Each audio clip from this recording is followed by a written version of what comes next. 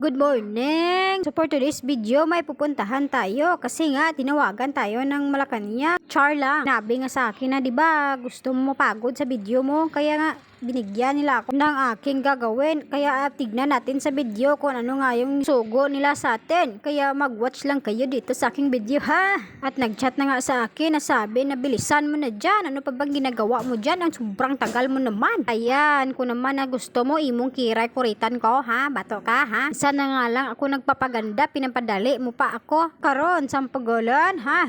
Kala ba nila madali lang magkiray? Ang sobrang hirap kaya magkiray, mag-drawing dyan. Tignan nyo kung madali lang mag-giray ko.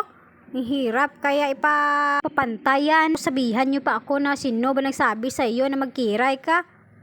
Inyo ko rin na. Wala nga nagsabi sa akin kundi sarili ko lang at ipinaglalaban ko nga ito. Wow! Natapos na nga akong magkilay kaya ayan na ang finished product ng aking kilay. Fast forward nga at dito na nga ako kay mamang kasi iniwan ko si Kuwa dito. Sinabi ko kay mamang na mang dito lang muna si Kuwa kasi nga pinatawag ako ng Malacanang. Baka bigyan ako nila doon ng mga magagandang opportunity. Sana all. Nakarating na nga ako dito kaya ayan dito na papasok na tayo. Tingnan natin kung ano yung gagawin natin. Ito na nga binalandra na nila sa akin ang mga listahan kung ano yung mga gagawin. Hindi halata kung madamol yung obrahin no. Kala ko nga mag-isa lang akong gagawa pero marami pala kami.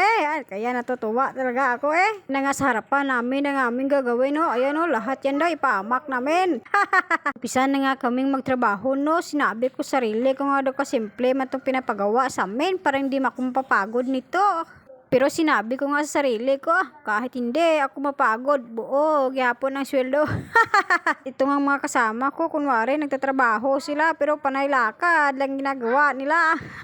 At pumasok nga yung boss namin, kaya kunwari nagtatrabaho kami pero paglabas niya asa ka matatrabaho kami Sobrang katauhay nga yung tinatrabaho namin. Ayan nagtayo-tayo pa ako dyan, wala naman yung boss namin. Bakit ako magtatrabaho? Hindi niya naman nakikita yung ginagawa ko.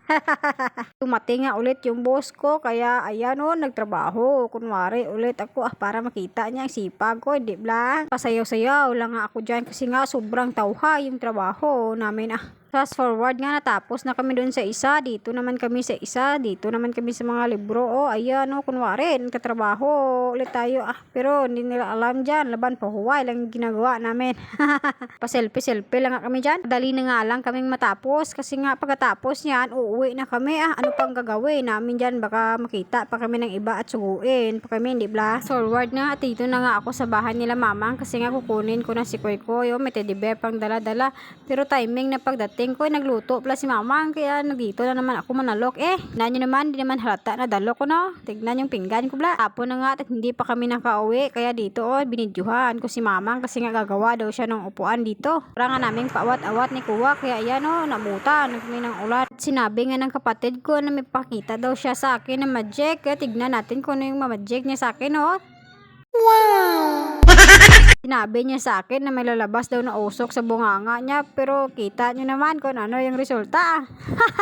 Kakatuwa nga tong kapatid ko, inulit niya pa tignan mo. Ano tong kaibigan niyo, bilib na bilib sa kanya. Forward nga nakauwi na kami ni Kuwa at yan ang yung aming ulam mamaya yummy!